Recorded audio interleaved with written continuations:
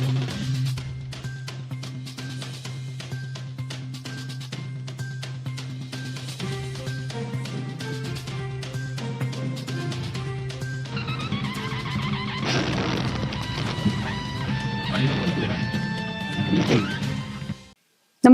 आपण पाहता Hirkani news. Hirkani news प्रत्येक क्षण ताज्या घडामोडी आणि महत्त्वाच्या प्रत्येक बातमीसाठी नेहमी तत्पर. लग्नासाठी धर्म परिवर्तनाच्या अटीवरून तरुणाने संपवले जीवन. तरुणीने लग्नास नकार दिल्याने नैराश्यातून खन भागातील राहणाऱ्या एका 19 वर्षीय तरुणाने गळफास घेऊन जीवन संपवले. दुर्वांक प्रमोद शेवाळे असं मृताचं नाव आहे.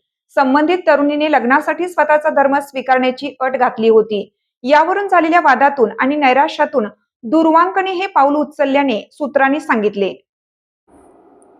दरम्यान सांगली शहर पोलीस या प्रकरणाचा तपास दडपण्याचा प्रयत्न करत असल्याचा आरोप मृत तरुणाच्या नातेवाईकांनी केला आहे. दोषींवर कडक कारवाई करण्याची मागणी केली आहे. दुर्वांक हा पुणे येथे नोकरी करत होता. काही दिवसापूर्वीच तो सांगलीत आला होता. त्याच्या घराजवळ मूळची कोल्हापूरची तरुणी तिच्या आजीकडे राहण्यासाठी वरचेवर येत होती. यातूनच या दोघांची ओळख होऊन प्रेम संबंध निर्माण झाले. दोघांनी लग्न करायचे ठरवले, मात्र संबंधित तरुणीने लग्नासाठी धर्म स्वीकारावा लागेल अशी अट घातली होती. त्यामुळे तो काही दिवसांपासून प्रचंड मानसिक नैराश्यात होता. गुरुवारी दुपारी याच विषयावरून फोनवर बोलत असताना त्याने घरात गळफास लावून घेतला. नातेवाईकांनी दुर्वांकच्या आईचा मोबाईल तपासला असता त्यामध्ये दुर्वांक आणि संबंधित तरुणीमधील धर्म परिवर्तनाच्या अटी संदर्भातील सर्व संभाषण आढळून आलं.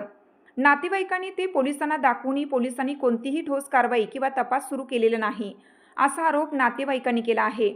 या प्रकरणाची सखोल चौकशी करून दुर्वांकला आत्महत्येस प्रवृत्त करणाऱ्या दोषींवर कडक कायदेशीर कारवाई करावी अशी मागणी त्याच्या नातेवाईकांनी केली आहे.